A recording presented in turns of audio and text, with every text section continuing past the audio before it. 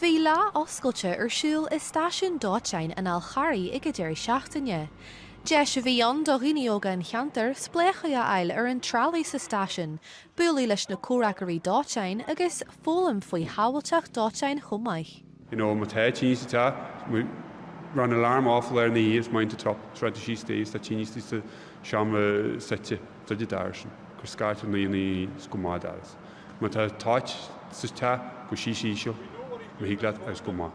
Bhí ja háispeanta son mar chud den lá oscailte chumaich. Dhéirí ceanháin acu ar an dóil daling le sinna álas sa chistín.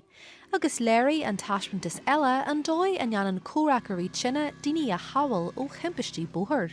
Sílim go sé techt a plán a bheith agad go hairí san éiche nar te dartha sneal sa go déile déanú plán a bheith agad cait lemart má teití níon na plugs a bhachtú sa bhála agus na darseid just le déanú cintin na darlíonne.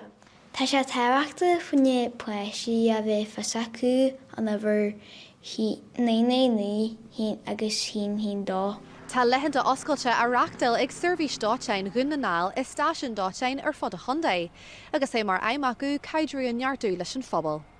Kathryn Nuacht Cúla4 an bhFál Carrach.